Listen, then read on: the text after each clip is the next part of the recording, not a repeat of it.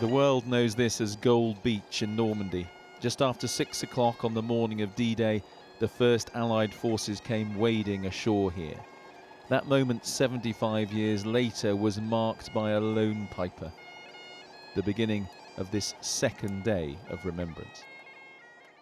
The beaches were a very different place on that other morning. More than 130,000 soldiers, sailors, airmen had begun the greatest amphibious assault in history.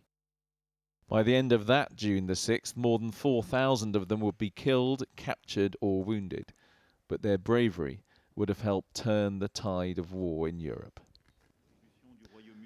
A new memorial to those who fought was unveiled today, in the presence of the leaders of the country who sent them and of the country they had come to free.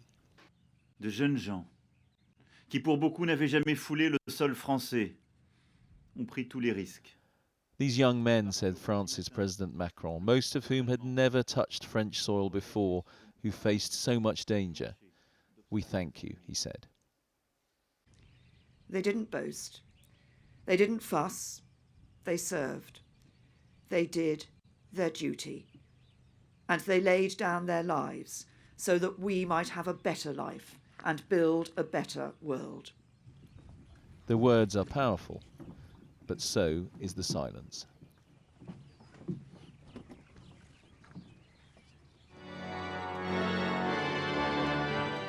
Bayeux was the first French town liberated, and in the cathedral a service of thanksgiving, attended by royalty and by heroes.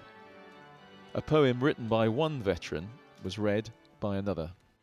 The war must end in victory, and this must be the cost. When my life is over and I reach the other side, I'll meet my friends from Normandy and shake their hands with pride. In 1944, the British had come from across the Channel. The Americans had crossed an ocean. About 170 American veterans were in Normandy today to hear these words from their president. You are the pride of our nation. You are the glory of our republic. And we thank you from the bottom of our hearts.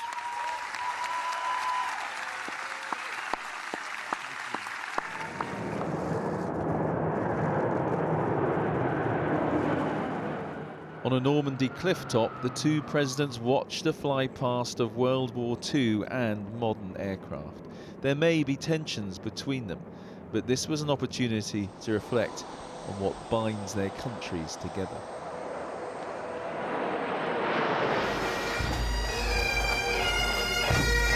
Back at Gold Beach, a final ceremony to commemorate all those who'd come from so many different countries to fight here.